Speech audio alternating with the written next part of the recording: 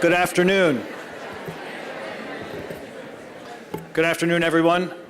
I'm Bob Pianta, Dean of the Curry School of Education here at UVA, and it is my great pleasure to welcome you to this afternoon's annual lecture honoring Walter Ridley. It is also my pleasure to introduce to you Jasmine Zoller from Mechanicsville, Virginia, who is a fourth-year Ridley Scholar in Global Development Studies, African and African American Studies, and we at the Curry School are also glad to claim her as her participating in our Masters of Teaching in Elementary Education program. Jasmine is going to kick off this afternoon's program. Jasmine.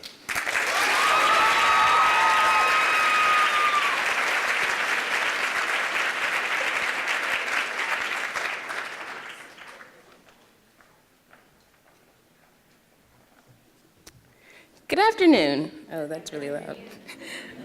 I'd like to welcome all of you to the 2017-2018 Walter Ridley Distinguished Speaker Series, hosted by the Curry School of Education with generous support from the UVA Office of Diversity and Equity, the Ridley Scholars Fund, Youth Next, the UVA Center to Promote Effective Youth Development, the Center for Race and Public Education in the South, Facilities Management, the School of Nursing, the Office of African American Affairs, the Darden School of Business, and the Department of Psychology. Walter Nathaniel Ridley began his career teaching psychology at Virginia State College. He wanted to earn a doctorate, but the only institution in the state of Virginia that granted such degrees was UVA. He sought admission more than once and was denied. In fact, the state of Virginia paid him a subsidy to leave the state and study in the North. He went to the University of Minnesota. His dissertation research focused on the question of whether audiovisual materials used in schools contain content that would be detrimental to Black students. The research entailed viewing countless hours of movies, which caused a hemorrhage in his eye. He was advised by doctors to discontinue the research, which he did, and he returned to Virginia. In 1950, Dean Stiles of the Curry School visited Virginia State College. He met Mr. Ridley, who expressed his wish to complete his studies at UVA. It was a fateful meeting because by that time, the University of Virginia had decided to seek Black students who were highly likely to be successful. Mr. Ridley applied immediately and was quickly accepted. In an article written some years later about him, the Curry News said that he opened new territory for future generations and with courage and dignity set an example for others to follow. Dr. Walter Ridley earned the Doctorate of Education degree from the University of Virginia in 1953, making him the first African American to receive an academic doctoral degree from a traditional Southern white college or university. He graduated with high honors and was a member of Kappa Delta Pi Honor Society at UVA. Throughout his life, Dr. Ridley was committed to the education of Black college students and making a positive impact on society. The Curry School of Education established the Walter and Ridley Speaker Series to honor his legacy at the university and his contributions to the field of education. I would now like to welcome Joanna Williams, Associate Professor in the Curry School of Education and Chair-elect of the Curry Diversity Action Committee, who will introduce today's Ridley speakers.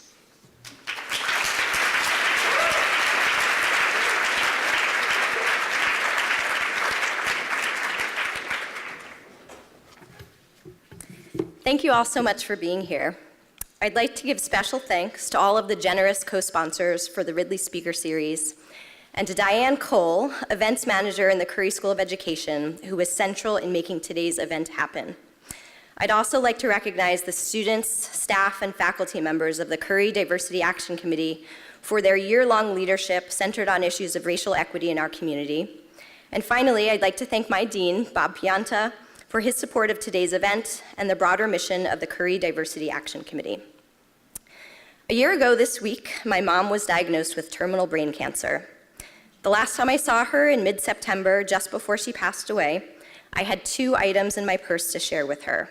One was a card my 5-year-old daughter made, and the other was a copy of the 20th anniversary edition of Dr. Beverly Daniel Tatum's book, Why Are All the Black Kids Sitting Together in the Cafeteria? And my mom was equally excited about both of them. I bring up my mom because almost 20 years ago, it was she who told me about the book. Dr. Tatum had been invited to give a talk in the community where I grew up in northern New Jersey. My home community includes the neighboring towns of South Orange and Maplewood. In the late 1990s, a community coalition was formed with the mission of moving beyond polite conversations about diversity to intentional, proactive work on creating and sustaining racial integration across economic, political, civic, educational, and cultural life. The title of Dr. Tatum's book was an apt description of what you would see if you were to walk into our middle or high school cafeterias. And so the Community Coalition sought Dr. Tatum out as an expert to provide guidance on how to create change. I borrowed a copy of the book from my mom, and I never returned it.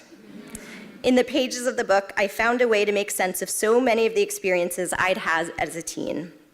More than that, I was struck by how Dr. Tatum provided a way into the conversation about race and racism for so many people who wanted to talk about it but didn't know how. In my hometown, her work inspired a series of community-wide dialogues on race, much like the ones that have happened here in Charlottesville. Dr. Tatum was invited back to my hometown in 2016. It was then that I learned, again from my mom, that she would soon be releasing a new edition of her book. So in the days following August 11th and 12th, 2017, when my colleague Marty Block and I were asked to think about what the Curry School community could read together to help us make sense of what had happened, I had an answer immediately. Dr. Tatum's book enables readers to make sense of their anxiety around discussing race and fosters a deeper understanding of the structural complexities of racism and the role of silence in maintaining the status quo. And if you're looking for a primer on the ways in which race has played out in the national landscape over the past 20 years, read the 70-page prologue of this book, and then take a deep breath and read the rest of it. A colleague shared a comment from one of her students' blog submissions for a course he's teaching this semester. The student wrote about how her understanding of the Black Lives Matter movement completely shifted after she read the opening of the book. The student added at the end, "I love this book, and I want it to be a requirement for everyone to read because I really do think it helps start the conversation about racism and helps people understand how racism still works today." I couldn't agree more.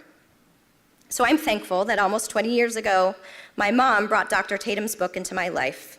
It's had a profound influence on my understanding of race and racism, my personal relationships, my teaching, and my research. And I'm also especially thankful that Dr. Tatum is here with us today. It gives me great pleasure to introduce her. Dr. Beverly Daniel Tatum, President Emerita of Spelman College, is a clinical psychologist widely known for both her expertise on race relations and as a thought leader in higher education. Her 13 years as the president of Spelman College from 2002 to 2015 were marked by innovation and growth, and her visionary leadership was recognized in 2013 with the Carnegie Academic Leadership Award. The author of several books, including the best-selling Why Are All the Black Kids Sitting Together in the Cafeteria and Other Conversations About Race, and Can We Talk About Race and Other Conversations in an Era of School Resegregation, Tatum is a sought-after speaker on the topic of racial identity development, the impact of race in the classroom, strategies for creating inclusive campus environments, and higher education leadership. In 2005, Dr. Tatum was awarded the prestigious Brock International Prize in Education for her innovative leadership in the field. A fellow of the American Psychological Association, she was the 2014 recipient of the APA Award for Outstanding Lifetime Contributions to Psychology. A civic leader in the Atlanta community, Dr. Tatum is engaged in educational initiatives designed to expand educational opportunity for underserved students and their families, as well as to connect communities across lines of difference.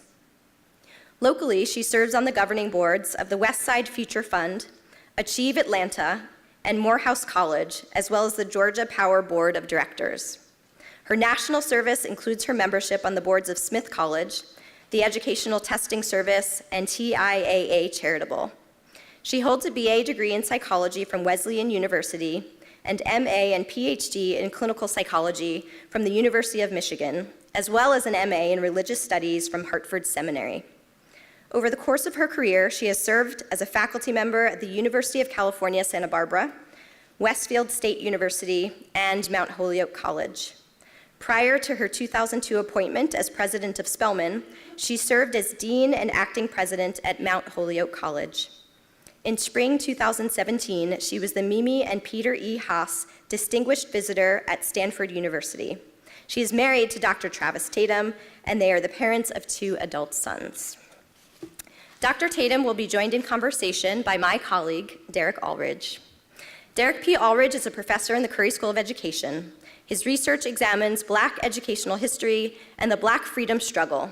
His book, The Educational Thought of W.E.B. Du Bois, An Intellectual History, provides a comprehensive interpretation of Du Bois's educational thought.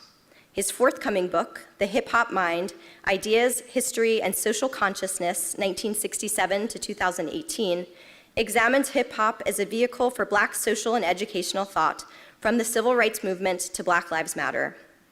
Dr. Aldrich is the director of the Teachers in the Movement Oral History Project and director of the Center for Race and Public Education in the South, both in the Curry School of Education. Please join me in welcoming Dr. Beverly Daniel Tatum and Dr. Derrick Aldrich.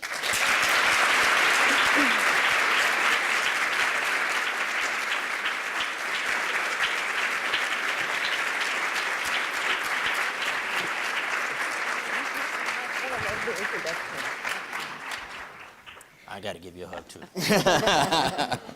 Absolutely.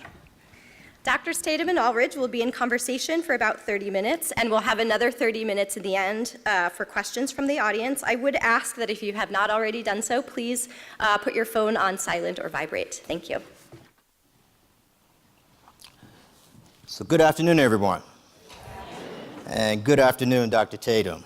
Thank you. Good afternoon to you. Allow me to begin by saying that it is an honor and a pleasure to speak with you this afternoon about your groundbreaking book, Why Are All the Black Kids Sitting Together in the Cafeteria, and Other Conversations About Race.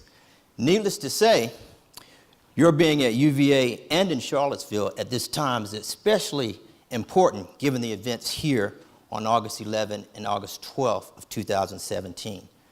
After reading your book again, I was reminded of the influential work on race in education in the 20th century. In particular, I thought about Du Bois's The Souls of Black Folk and Martin King's Where Do We Go From Here, Chaos or Community, which you mentioned earlier in your conversation with Joanna. So your book is certainly in this great tradition of writing on race. So let's get right into it.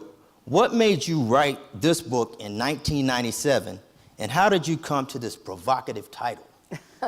Well, let me just say, first of all, I'm very happy to be here, and I want to thank you all for coming and for you to be my conversation host. I appreciate that very much. And so back in 1997, if we rewind back to 1997, I had been teaching a course on the psychology of racism. I started teaching that course in 1980, early in my career as a professor. And so by 1997, I'd been doing it for 17 years, almost 20. And I had the regular experience of my students in that class saying to me, this class has been really helpful. I've really appreciated the conversations we've had, but why is it that we didn't have these conversations in high school? How come we didn't talk about it in middle school? You know, why was there so much silence about it? And when my students started to ask me that question, I started to ask that question of the educators I encountered. My research, besides working on teaching the psychology of racism, was on the experiences of Black youth in predominantly white communities. And my dissertation turned into a book. That book was called Assimilation Blues, Black Families in a White Community. And I was out and about giving talks on that subject, and I would ask teachers, why don't you have these conversations? And they would say, well, because we don't know how. So I started doing workshops.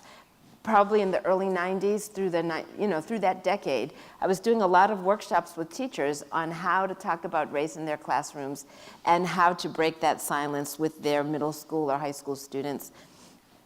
And when I would show up at those schools, the teachers would say, why are all the Black kids sitting together in the cafeteria? I mean, it was such a commonly asked question that when I decided to write my book, it was obvious to me that that should be the title.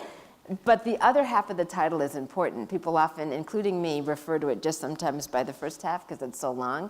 But the second half is, and other conversations about race. And so, as you know from reading the book, it's not just about the answer to the question. It's also about the other conversations about race. And the C word, conversation, I think is probably the most important part of the title, because it really was intended to help people have conversations. I really appreciated what Professor Williams said in her introduction about the book giving a way into the conversation, Yes. because that was really my intention. I want to say something else, though. You know, when I worked with those teachers, they would say, gosh, this has really been helpful, but really, I think you should be working with principals, they would say. Because it's the principals who need to support us. If we're trying to have these conversations in our class, unless we have the support of the principals, we can't get very far. So I started working with principals. And the principals would say, you know, this has been helpful, but you really need to be working with those superintendents. Because the superintendents, you know, unless I have the support of the superintendent, you know, when the parents come to complain about these conversations, I'm going to really be in deep trouble.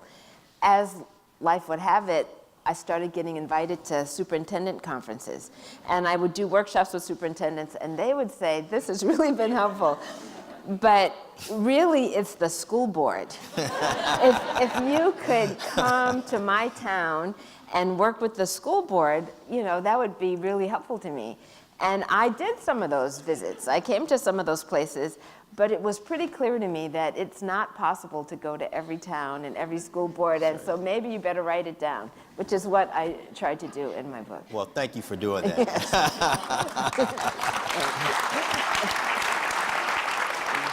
So there's a 20-year time span between the publication of the book in 1997 and 2017. What transpired? What happened to make this version of the book different? That's a great question, and certainly sometimes people ask me, like, well, why did you update it? You know, 20 years later, why not just do something completely different? But it was clear to me, one, that people were still reading the older version. Even now, someone will say, I just read your book, and I'll ask which version, and they're talking about the 1997 version. So, you know, it was a book that was still in print. People were still reading it in classrooms and in schools around the country. But one of the things I knew from my experience, not just teaching, but as a leader of an institution, you know, students who were born in 1997 or 2000 have a different worldview than students who were born in the 80s or the 70s, right? Or the 50s, right? And one of the reasons that's true has to do with just the events of the last 20 years. I started to say the 20th century, actually the 21st century, the last 2 decades, almost 2 decades of the 21st century. And I want to just lay out that timeline, if I might. Sure. So let's imagine this. Imagine if you were born in 1997. I'm wondering if there's anybody in the room born in 1997. Raise your hand. There are a few. Maybe some of you, 1996, 1998. But if you were, I'm sticking to 97. Okay. If you were born in 1997, you're as old as my book, right?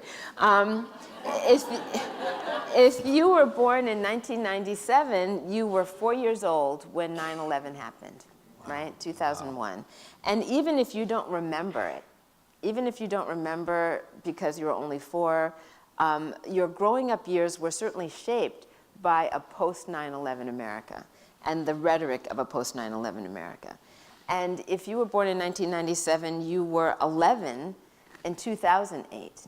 2008, of course, when the economy tanked, and that had a big impact on many families from a financial point of view, and certainly in Black and Latinx communities, the greatest loss of net worth in history, in US history, in terms of the mortgage foreclosures and all of that. But also in 2008 was the election of President Barack Obama. So, you know, if you think about the euphoria that happened in parks and in front of the White House and in Times Square all across the nation on that election night, 2008. And even for people who didn't vote for President Obama, the sense that this was a breakthrough in terms of race relations in the United States, that, you know, the first Black president had been elected. That symbolic event has meaning for an 11-year-old, and that adolescent 8 years from 11 to 19, all of those years are taking place while there's a black man and his family in the White House, which gives a certain point of view. At the same time, there's a lot of conversation, at least at the beginning, about we're in this post-racial society, right? And now fast forward to 2012. If you were born in 1997, you're 15 in 2012, not much younger than Trayvon Martin. And the shooting of Trayvon Martin and the failure to acquit his killer is really the start of the Black Lives Matter movement. Sure. So there you are, you're a 15-year-old in high school and you're hearing about Black Lives Matter and you're on social media and you're seeing people posting images and themselves in hoodies. All of that's part of your adolescence. And then when you're 17, it's 2014, and that is the year of the Michael Brown shooting and the eruption of Ferguson, and the real takeoff in terms of social media and Black Lives Matter and that whole conversation, both in terms of increased visibility, but also backlash against, in terms of, Black Lives Matter, no, all lives matter, no, blue lives matter, all of that rhetoric. And then fast forward to 2016, you're 19 years old, and we are hearing the very divisive rhetoric of the 2016 election season, culminating in the election of Donald Trump as president. And my book ends before the Charlottesville events. I finished writing it before the Charlottesville events. But even in its version, I document the post-election resurgence of the visibility of neo-Nazi and Klan activity, including a march in Washington shortly after the election, celebrating the election of Donald Trump. And all of those markers are the milestones of a 20-year-old's life, right? So if you say, when I was working on my book, people would say, well, what's changed, what's different? Surely, one, they'd say, are they still sitting together? And the answer is yes, they still sit together in the cafeteria. But then people would say, well, aren't things better? And if you were born in 1954, as I was, sure, they're better than 1954, but if you're 20 and you say, is it better? Maybe not. Yes, right? yes. Maybe not. And so thinking about you made reference to Dr. King's book, Where Do We Go From Here? In that book, he talks about the common pattern of having periods of racial progress followed by periods of backlash. And I think if we're honest, the last 20 years have been characterized by backlash, perhaps made even more visible in the last 2 or 3. But that pattern has been in place for some time. How do you think, and this is just something that I've been thinking about, as a scholar of race, how do you think Barack Obama navigated the issue of race during his presidency? Very carefully. I think he navigated it very carefully, and people are sometimes critical of him for navigating so carefully. At the same time, I think some of his best speeches were about race, right? He gave a really fabulous speech when he was a candidate in Philadelphia, when he was really called upon to address the remarks of his former pastor in Chicago. Sure. And then I'm thinking about the speech he gave in Charleston after the horrible shooting in the church, the Mother Emanuel AME Church. During his eulogy, he talked about that race in a very meaningful and positive way. But I think he was really caught in, as we would say, between a rock and a hard place. Because on the one hand, when he didn't speak about race, people criticized him. When he did speak about race, people criticized him. That it was very difficult for him as a black person to really be the leader. At the same time, one of the things that was really striking to me when I was working on the book was the frustration of the Black Lives Matter movement leaders about, here we are, we've got a black president, and yet we're still being shot in the streets, and no one seems to be doing anything about it. Though, of course, it is important to say that there were efforts on the part of the Department of Justice. For example, the Ferguson report that was written is worth reading if you haven't read it, to see the ways in which the Justice Department was really trying to intervene in the ways that the federal system can. So much of what happens in police departments is locally controlled. But yet, here we have a black president, and still there are instances of racism that he can't prevent. And I'm sure he felt frustration about that, and certainly people who were being targeted in that way felt frustration about it. Sure. You mentioned Black Lives Matter. It's very clear that this generation they've tapped into a sense of consciousness that we haven't seen since the civil rights era. Mm-hmm. What happened? How did this occur, in your opinion? I think social media.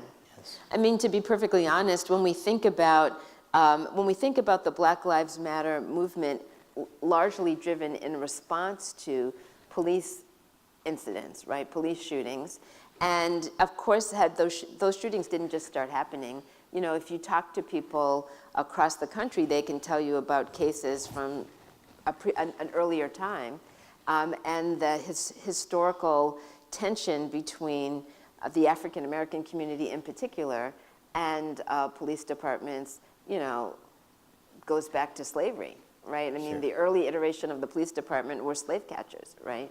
So we know that there's a long history of conflictual relationship, and we also, you know, here we are the week after the 50th anniversary of the King assassination, and if you've seen any of that footage, you see the role that police were playing relative to black populations, right? It was not, you know, it was a conflictual relationship. So that's not new. And at the same time, when you see cell phone video of someone being shot in the back, or if you see cell phone video of a police officer planting a gun on someone, you know, when you see that cell phone video, it's hard to deny that something is wrong. And so, of course, it's important to say that, you know, we don't want to castigate every police officer. I want to be clear, that's not what I'm talking about. But at the same time, I think it's important for us, if we look at the criminal justice system as a whole, you can certainly see, Michelle Alexander was here, I understand, not long ago. If you've read The New Jim Crow, she lays out very clearly the ways in which at every level of the criminal justice system there are racial disparities in terms of how people are treated, in terms of whether they're charged or not charged, whether they are, you know, given bail or no bail, you know, all of those things. And so, so this is all to say, it's easier to spread information when you have access to Twitter, for example, than when you are just, you know, watching what someone chooses to put on nightly news. Sure, sure. In your book, you talk about definitions of racism, and you also talk about prejudice. Yes. Could you talk some about those two terms? Sure. Well, I know that let me just ask, how many people in the audience have read my book? There are lots of you, so many of you are going to know what I'm about to say. Yes, yes, yes. Which is to say that prejudice and racism are not the same thing, right? People often use the terms interchangeably, but it's really important to be clear about how we are using our language. So when we talk about prejudice as negative attitudes based on limited information, often based on stereotypes, and of course a prejudice could be a positive prejudice, it doesn't always have to be a negative attitude, but if we think about an attitude based on a limited amount of information, we all have prejudices, everybody does, whether we want them or not. And I often, in the book, I talk about it being like smog in the air. You know, we are all exposed to misinformation about people different from ourselves. Mm-hmm. We are also exposed to misinformation about people like ourselves. And so it doesn't matter who you are or how you identify. I think it's a safe bet to say that you've got misinformation about somebody. And that misinformation has shaped how you perceive people from the groups that you've learned about. And that's true across the world. That's not unique to the United States. But at the same time, you know, some of us get more exposure. If you think about smog, Some of us are more exposed to smog than others, right? Some of us live in really smoggy places. Some of us live where the air is relatively clean. But we all get some, right? We all get some. And if we think about prejudice as being like breathing smog, we are all, you can't breathe it and not have it impact your cellular construction in some way. That is not the same as racism, right? Some people define racism as prejudice plus power. And when I first started teaching about racism, I used that definition. But I found that my students resisted it a lot because they would say, well, I can't be racist because I don't have any power, right? And of course, we all have personal power of some kind. We all influence people. We all have relationships. But a definition that I started to use was actually the definition that came from the work of David Wellman, a sociologist whose work I read early in my teaching career. And he described racism as a system of advantage based on race. And I think that what I like about that particular definition is that it really speaks to the systemic nature of it and the fact that it systematically advantages one group over another. In the context of the US, I think if we're honest, we can acknowledge that there has been systematic advantaging of white people over people of color. That from the beginning of US society, there has been a racial hierarchy that put people of color, Indians, indigenous people, Native Americans, as well as enslaved Africans at the bottom of a hierarchy. And that hierarchy is still visible in our society today as a consequence of structures, legal structures, institutional policies and practices that systematically advantage one group over another. I want to take a course with you. Please. So what did your psychology of racism course look like? What would it have been like to sit in that classroom? Well, with your indulgence, I will Please do. demonstrate a little bit. Oh, of that. great. But before I do that, let me just say, my course was organized with 3 parts, and my book is organized in the same way. And the 3 parts are what, so what, now what.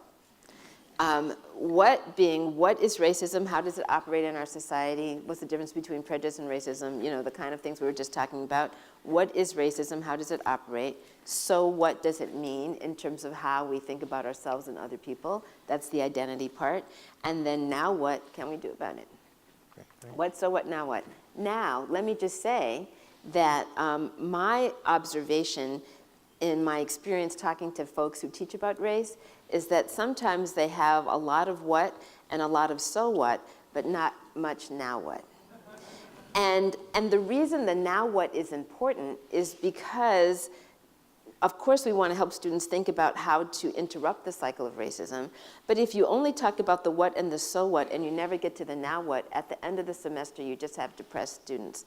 And so in order to prevent that, you need to talk about how can you use what you've learned to do something about it, if you so choose, right? Okay. But let's imagine it's the first day of class. Sure. Okay, so let's imagine that. I'm going to ask you all to think about an early race-related memory. Your earliest race-related memory. And now I'd like you to just raise your hand, knowing I'm not going to call on you. But raise your hand if you've thought of something. Okay, a lot of hands are up. So now I want to know how old you were at the time of your recollection. The thing you've remembered, how old were you? And you could just call out ages or hold up fingers. Like, okay, I see a lot of palms, 5, 7, 6, 5. I've got an 8 back there. Anybody older than 8? 10, I saw 2 hands for 10, some 10s. You need more than 2 hands if you've got more than 10. But let's just say there were a lot of 5s, 6s, and 7s. Raise your hand if for you were in early elementary school. Kindergarten, 1st grade, 2nd grade, a lot of hands up. Okay, I would say the vast majority of people in this room fall into that category, and that's common. So now I want to ask you, as I would have asked my students, to tell me what feeling. You're going to have to shout a little bit here. It's hopefully not too chaotic. What feeling or emotion is associated with the thing you remembered? Confusion, frustration, fear, embarrassment, Hurt feelings. hurt, Yep. puzzled, isolation, different. I thought I heard somebody say love. Did somebody say love earlier? Okay, sometimes people do. But I heard, let's just repeat some of them. Fear, confusion, embarrassment, isolation, different, hurt, frustration. Several people said confusion. But sometimes people say sadness. Did I hear anger? So sometimes anger. And sometimes shame. Sometimes people say humiliation. Somebody said I'm thinking recently, someone said betrayal. There's all kinds of words that people say. But you will get the feeling, just listening to these words, that these are unpleasant emotions. We don't seek to be afraid or be confused or frustrated or feel betrayed or humiliated or any of those things. Those are unpleasant feelings for the most part. And now my question is, think about this. Raise your hand if you had a conversation with an adult, a concerned adult, a parent or a teacher, somebody like that, at the time that the incident occurred. Raise your hand if you did. I'm going to invite everybody to kind of look around. You will see that there are some hands up, but not a lot. Okay. Now raise your hand if you did not have a conversation with a concerned adult at the time that it occurred. And I think it's pretty easy to see that there are more did nots. And that's pretty common.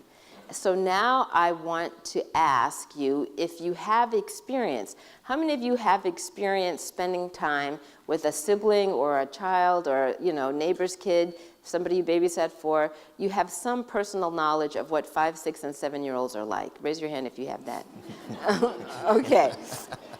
All right. So see if you agree with me on this point.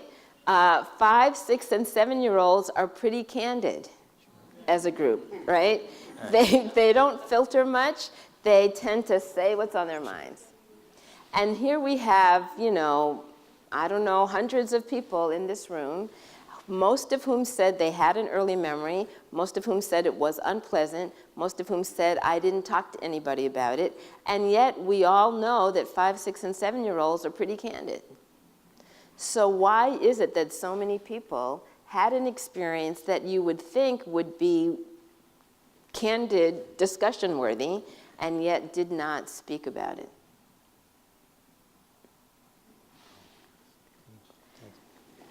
Any ideas in the audience? Why not? Discomfort, and someone said, a voice, I'm not sure whose voice it was, said, there's rules about not talking, or something to that effect.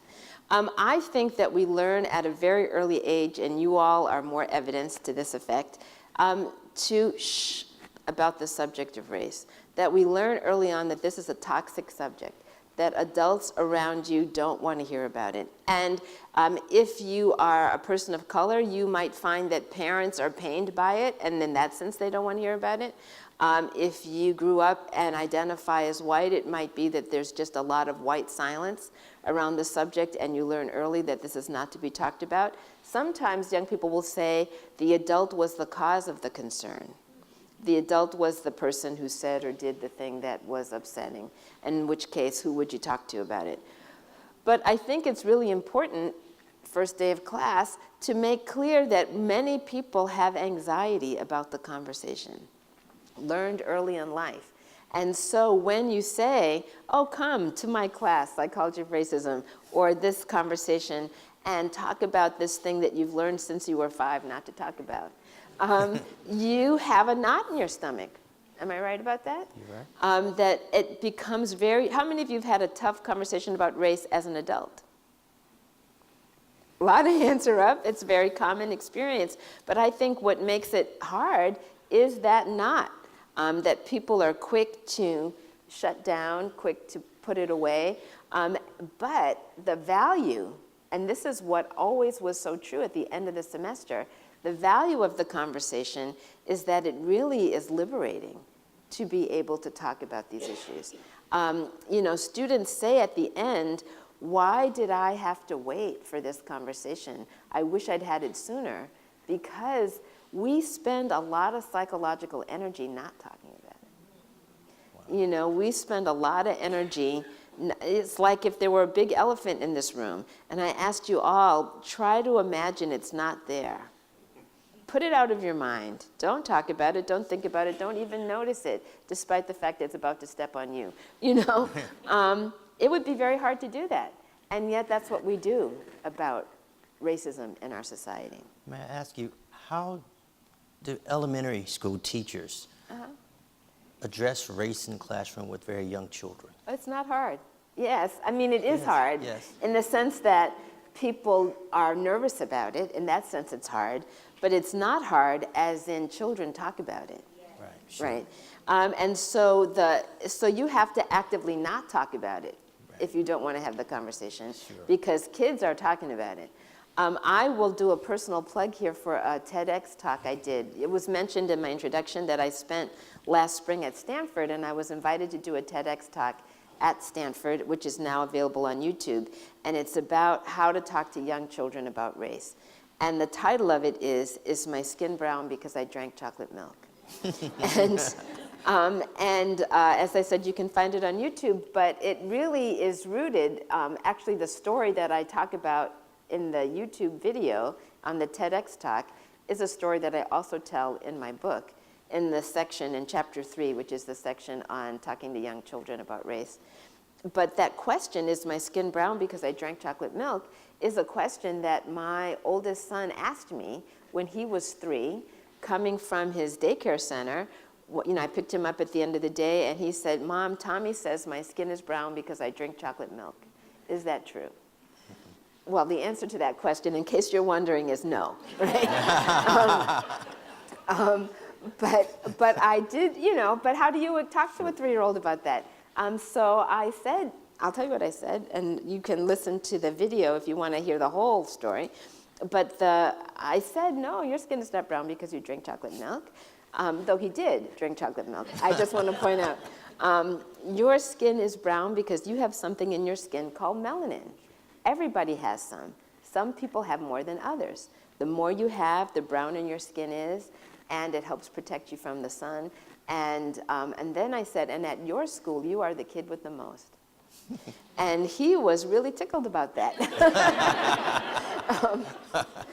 But it is, but this, I tell that story to say that children notice difference, they comment on it, and it's not hard with a little practice to have conversations in terms that young children can understand.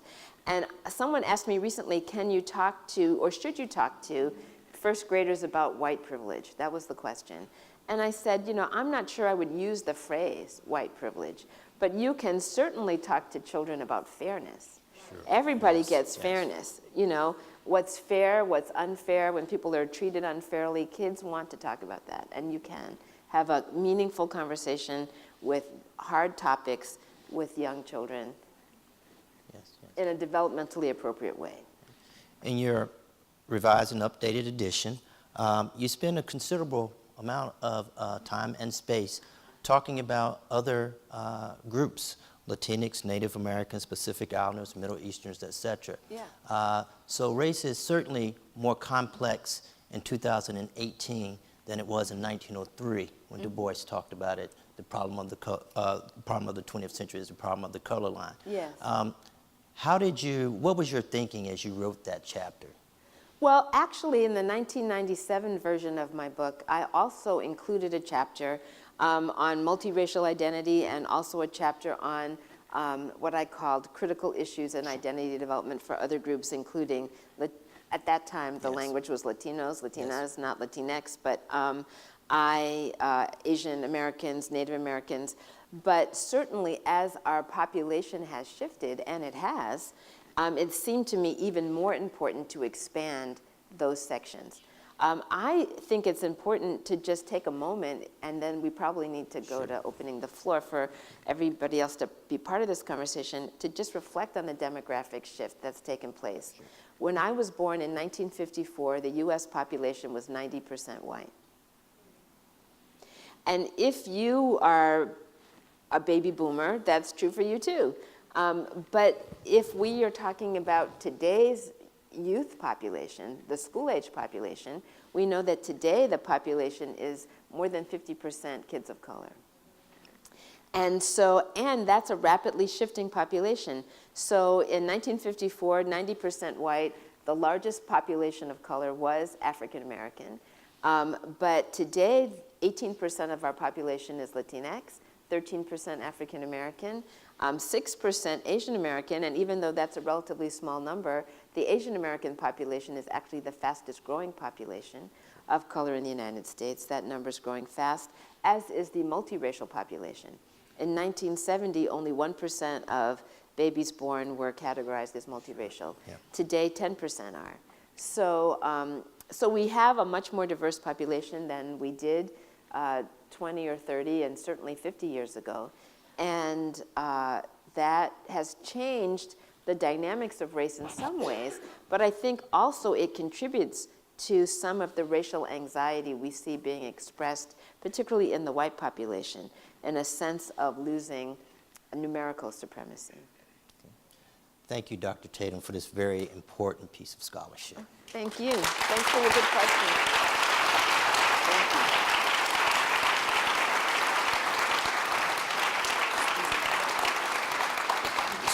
So at this time, we'll take questions for Dr. Tatum. And we have a microphone here and one in the back. And one in the back, yeah. Please don't be shy.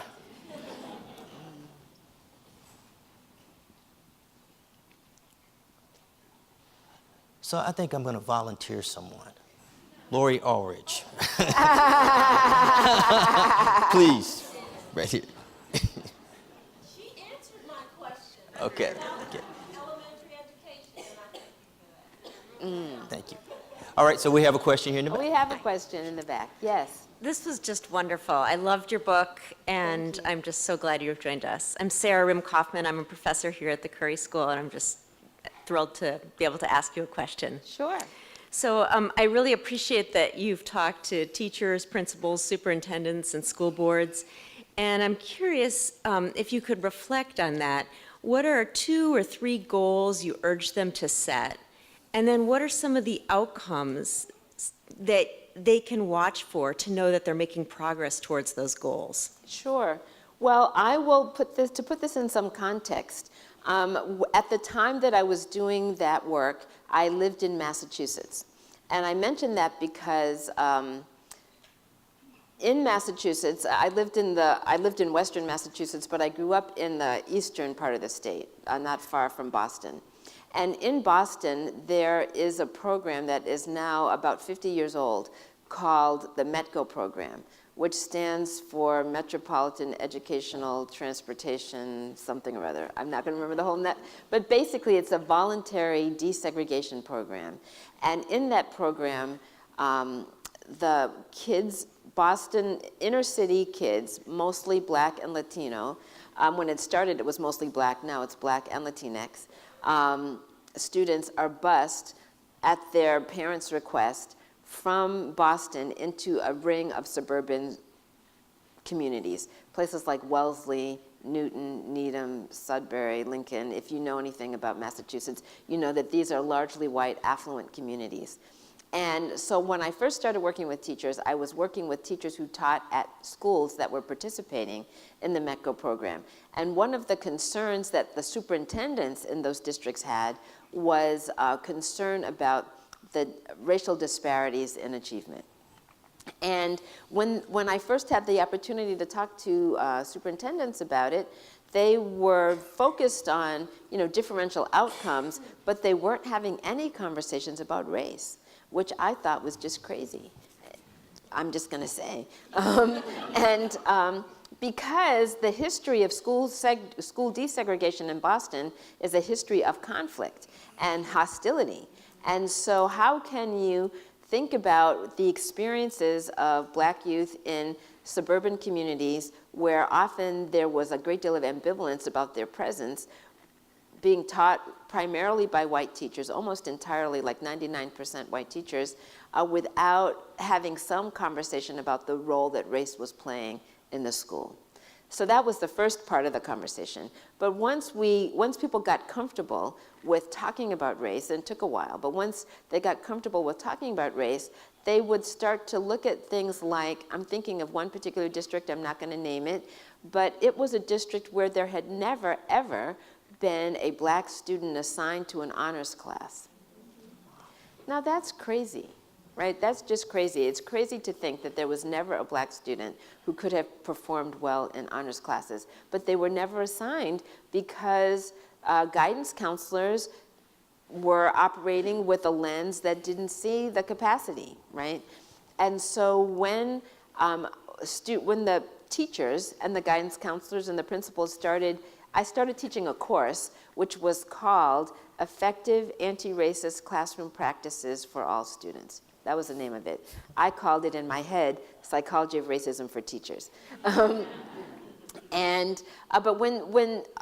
and as I told you, there's a what, so what, now what. When the now what part came, the teachers who were in this professional development experience would start to think about what can I do to interrupt the cycle as I see it manifesting itself in my school. And if I'm a guidance counselor and I see that we're never referring Black kids into the honors or AP classes, I need to look at that to see, well, what's the pattern here and what can I do about it?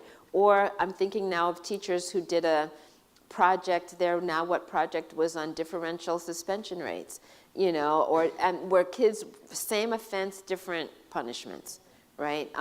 Looking at those kinds of issues, or looking at how to have conversations about race in my 6th grade math class.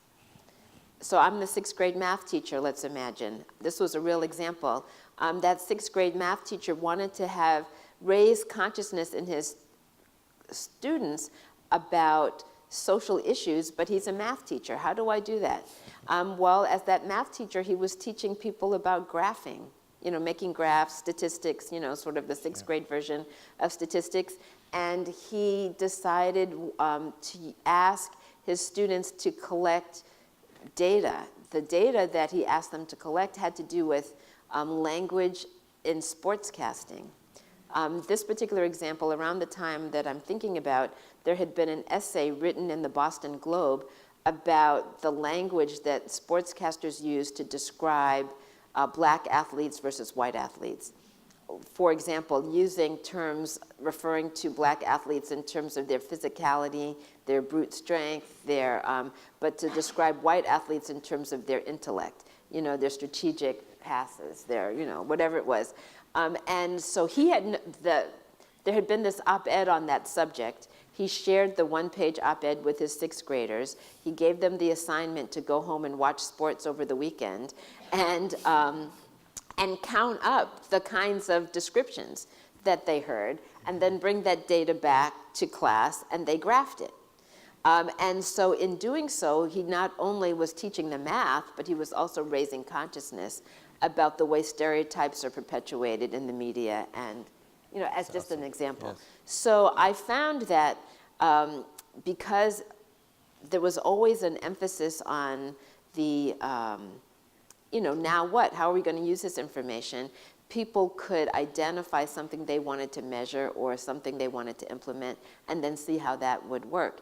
I will tell you that I had a really wonderful experience on Saturday, of this past Saturday. I live in Atlanta now, but I was invited back to Massachusetts to be part of a conference on Saturday celebrating 30 years of this professional development. That is now being done by other people. I trained a group of people who trained some people who trained some more people, and it was like hundreds of people in this room, all of whom are doing this work in their school districts. It was very exciting to see. Great, great. Thank you. Thank you.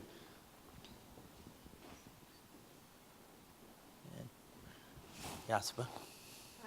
I'm Yaspa Rocks. I'm a professor of Yes, sociology and I know education. you. It's great to see you again. Good to I see took you Beverly's too. class many years ago at Mount Holyoke, so it's a pleasure to hear you speak about it again. Yeah. I wanted to ask a question more on the leadership side, Sure. Seeing as you have been a leader in higher ed. And one of those is kind of how do we have those conversations and make sure that we have them throughout the institution, that it's not just your class, Yes. right? Because we can have a class on race, and we do have them here.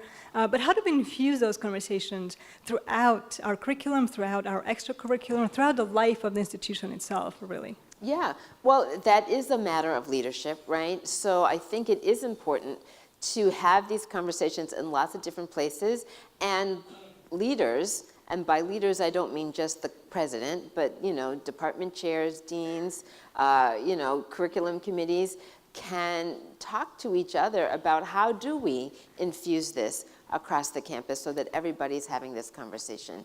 I like to talk about what I call the ABCs, and I want to this gives me a reason to talk about those ABCs. Thank you, Josipa.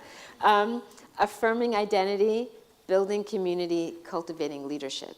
And the A, affirming identity, is really about how do we make sure that everyone feels the identities that are important to them are really being affirmed in the environment. And so if you're wondering, what do I mean by that? Imagine this. Imagine there's a photographer, there is, but imagine there's a photographer up here on the stage taking a picture of all of you here tonight, this afternoon. And this photographer has worked very hard to make sure that everyone's can be seen. If you can't see me, I can't see you. That's what they say. And then they take that photo, and you all get a copy of it as part of a memento of this occasion. What is the first thing you're going to do with your copy of the photo? That is the only answer to this question. You are going to look for yourself, right? You're going to look for yourself. But let's imagine you've been digitally removed. And so even though you had a clear shot, you were right on the edge, there's no way, nobody blocking you, you should be in this picture, but you're not there. You would wonder what's wrong with the picture, right? If we think about the experience of marginalized groups, students in our society, they enter into lots of spaces where they have been removed from the picture. And they don't see themselves in the picture, and so there's a sense of alienation. And so the first thing we have to think about is, I always like to say, if you don't remember anything else, remember this.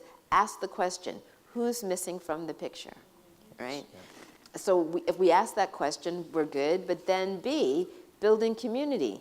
If we want to build a shared sense of community, which taking a group photo is an example of, it's only going to work if everyone sees themselves in the picture. Because if there are people who are regularly left out of the picture, those people are not going to hang around for the photograph, right? We have to be sure that everybody's included, and some of the things we do to affirm the A are necessary in order for the B to work. And then there's the C, cultivating leadership, which is, if you're going to be effective in the 21st century, you better know how to engage with people different from yourself. And if we are not creating those opportunities to have conversations that build that capacity, we are educating dinosaurs. And that's just, So let's have a faculty meeting and talk about how many of us want to educate dinosaurs. That's the nature of that conversation. Thank you. Thank you. Paul? Thank you, Dr. Tatum, for being here, and your presence here, and also your presence in this larger conversation that's incredibly important. Thanks. My name is Paul Harris. I'm on the faculty in the school counseling program in the Curry School of Education, and have been fortunate to have used your book over the last several years in one of our introductory courses. I'm wondering if you wouldn't mind sharing a bit of your personal story and experience as it relates to race as a lens, and I'm particularly interested in your experiences in higher education with race, again, as a lens of your experience. Sure. Well, so I will tell you that I was born, I'm not going to tell you my whole life story, but I was born in Tallahassee, Florida. And I want to mention that very specifically because my story with race starts there. in Tallahassee, Florida in 1954, which is still the Jim Crow era. And my parents were Howard graduates, both college educated, and my father was a professor at Florida A&M. He was an art professor. And when I was born, he had a BA degree from Howard, as I mentioned, and he'd earned a master's degree on the GI, using his GI Bill. He'd gotten a master's degree at the University of Iowa, and now it's 1954, and he's teaching at Florida A&M, which is a historically black college, and he wants to get a doctorate. And he wanted to get that doctorate in art education, and they had an art education program at Florida State University, which is also in Tallahassee. But unfortunately, in 1954, even though it's after Brown versus Board of Education, he can't go to Florida State because it's a segregated institution. And not unlike Walter Ridley, we heard the story of Walter Ridley, not unlike Walter Ridley, the state of Florida accommodated his right to have access to graduate education by paying his transportation to Pennsylvania. So my father got his degree at Penn State. And when he finished his degree in 1957, he and my mom decided they did not want to raise their children in Florida. So we moved. My father became the first African-American professor at Bridgewater State University in Bridgewater, Massachusetts, which is where I grew up. So we moved there in 1958, and that's where I grew up. So I say all that to say that, from day one, right, race has played a role in my educational experience. My father was a professor at Bridgewater State for 30 plus years till he retired in 1989, and the value of that was that when I started my career in higher education, I had someone who could tell me, do this, don't do that. I remember my first tenure track job was at Westfield State College, now known as Westfield State University, and I was coming up for tenure, and I was putting my materials together. The professors in the room will know exactly what I'm talking about. I'm getting my tenure file together, and the chair of my department told me that if I didn't get it in by the deadline, not to worry, it would be okay. And I told my father this, and he was like, don't you dare. Don't you dare believe that. I mean, was that a trick trying to trap me? I don't think so. But he was like very clear. It's like, let's be clear. Don't give people an excuse to, treat you differently. But I'll tell you just one story about why I left Westfield State, which was I had a job, I got tenured there. I was happy enough at that institution. I was when my husband and I both came there to teach in 1983. When we came, we doubled the black population, right? So they went from 2 black professors to 4. But I was the only black woman there. But I had, things were going fine for me, and many positive things about my experience at Westfield State.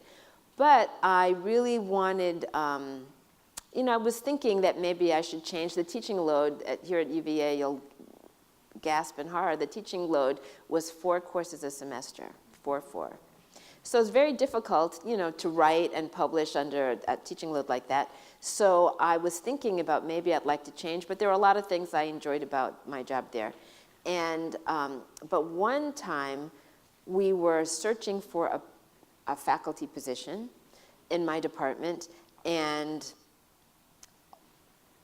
everybody who used to work there when I was there is either dead or retired. So, if you know anybody at Westfield State, I'm not talking about them, right? But here's the thing. We were searching for a position, and we interviewed a bunch of people. I was on the search committee, and we interviewed a bunch of people, and there was a black candidate in the pool who everybody agreed was well qualified for the job. But yet people kept saying things like, I don't know, there's just something about him. I can't put my finger on it. Well, I thought I could put my finger on it. And I thought, in my humble opinion, I thought that this particular candidate was being treated unfairly. People were, they were saying things like, well, I'm not sure if we hired that person, this person is so good, I'm not sure they'll stay, right? It's stuff like that, too good to hire, right? And so I was just, and there was a split vote in the department. Some people were voting in favor, some people voting not, but I thought it was really questionable what was going on, because the favored candidate clearly had less well qualified, right? It was clear that the favored candidate, who happened to be white, was clearly less well qualified than the black candidate. And I wanted to go see the provost about it. I made an appointment to see the provost about it, because the provost had the opportunity to either fail the search or vote, split the tie. I wanted the provost to take action and understand how problematic this search was. And the chair of my department found out that I was on my way to see the provost, and he called me in to have a chat, and we had a chat, and he said to me, I know you're upset about this, but this doesn't have anything to do with race. It's not about race. I hired everyone in this department, including you, and there's not a prejudice bone in anybody's body, he says. And I say, check again. Right? I, gave him my little smog story. We're all breathing smog, and of course, Sure. I'm sure this was before the language of unconscious bias, right?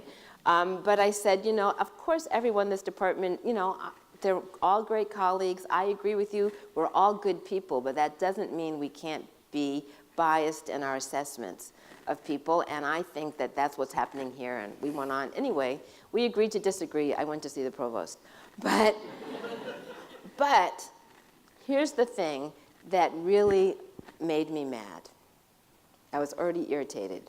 But the thing that made me mad was I had a colleague who said to me, I don't know why you're so upset.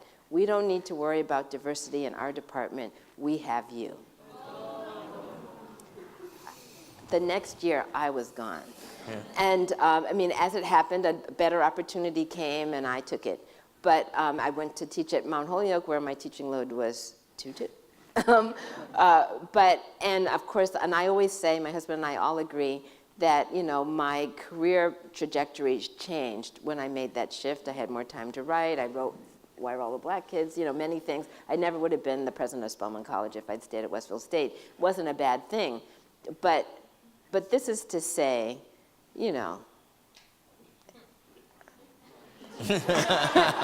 I'm just going to leave it there. Thank you for asking. Okay. Right. To my question. Okay, my Spelmanite, yeah. Yes, it's so great to see you again, and it's really a pleasure to have you here, as I mentioned this morning. I don't think I mentioned it when I saw you, but I'm a first year here in Curry. I'm in the clinical and school psychology program. Yes. Today's a very ironic day because we're celebrating Founders Day at Spelman. Yeah, so I was already super excited about today.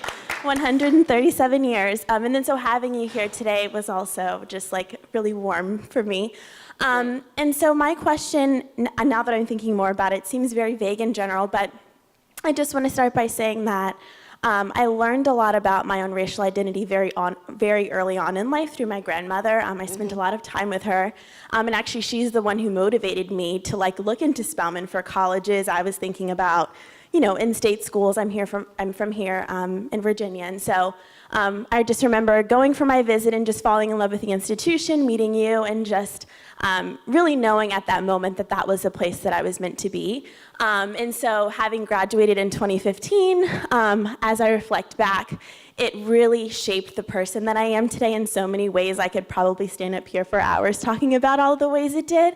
But even in that, just reflecting on my own experience and the influence that it had upon me and the way that I reflect upon, being a woman and being a woman of color here in America and the way that I critically look at race, I'm just curious to know the ways in which potentially you serving as our president kind of has helped inform the way that you think about race-related topics, especially within the context of what's been happening over the past several years. Sure. Well, let me just say I served as president, for those of you who weren't paying close attention in the introduction, for 13 years, from 2002 to 2015. We graduated together. And one of the things I was asked when I first arrived at Spelman, especially because most of my writing is about the experiences of Black youth in predominantly white settings. So people were like, what are you doing here?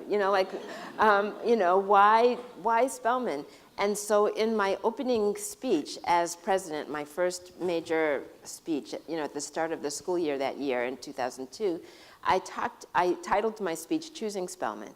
And in it, I talked not only about why I had chosen to come to Spelman, but why so many young women like yourself choose to come to Spelman. And I talked about the fact that there's something very meaningful about being able to come to a place where you can say, this place was built for me, where I'm not going to be marginalized in any way. I'm going to be at the center of the educational experience, not on the margins of it.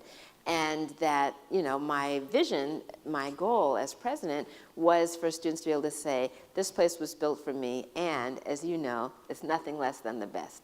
That you shouldn't have to choose between having access to study abroad and coming to Spelman, that all of that should be part of the Spelman experience. And so it was very exciting as president to see that unfold in the way that it did, to be able to expand opportunities, not only for research opportunities and international travel and all kinds of things, scholarship support, but the affirmation, and I think this is what is, when you speak about your experience as someone coming as a young person, I like to say I had my HBCU experience later in life, but the affirmation that comes from young women seeing themselves reflected across the institution, almost anything a Spelmanite wants to do, she can see someone ahead of her who has already done it.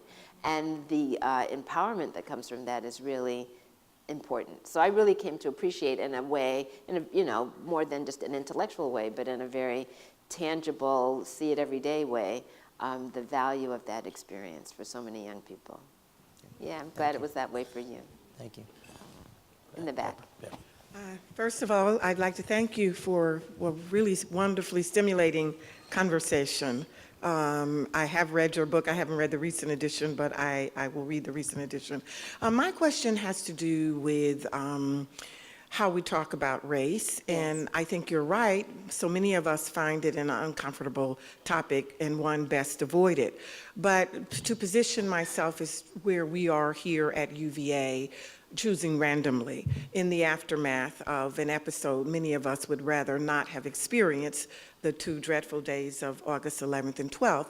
I think we are now, as an institution, feeling the urgent need to talk about race.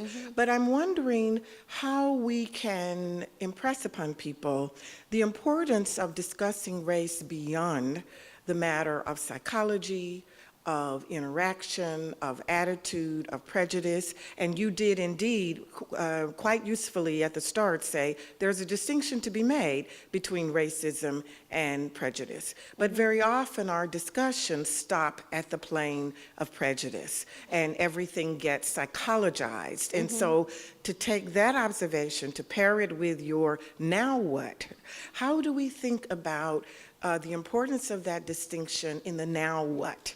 And what, let's say, again, choosing randomly, what can institutions of higher learning do to avoid having the conversation be stalled at the level of the psychological? Thank you very much. Sure, thanks for your question, and I know there are more questions. I'm going to try to be concise. But I think that we have to do two things. And in higher ed context, one of the ways to do that is through dialogue and through, one of the values of a course is that you have 15, 16, 14, I don't know how many weeks you've got in your semester, but you've got week after week after week of conversation. And even when it gets awkward, by the time it gets really awkward, it's too late to drop. And the value of that is that you can push each other past, even, you're uncomfortable this week, you're gonna come back next week and talk about it some more. And so the fact of the matter is there's a deep understanding that can happen about the structure, right, the structural nature of racism, but there's also the personal relationships that can develop. And you really need both. I was talking about this on the weekend with these teachers, that if you only understand the structural nature of racism without the personal investment, then you have an intellectual understanding and you go home and talk about it, and isn't that nice, and nothing changes, right? If you have personal investment and no understanding of structure, you go home and say, I sure do love those people, and I'm not doing anything either, right? So you have to have both. You have to have a structural understanding so you know what the policies and practices that you need to focus on might be, but you also have to have a personal investment so that you take action. You need them both. And so the value of prolonged engagement is that it allows a time for both things to happen. That's what I think about that. Okay. Unfortunately, we don't have any time for any other questions. Very sorry. I But always hate to see I people do standing, too. but I do understand. Yes. Thank you for coming. Yes.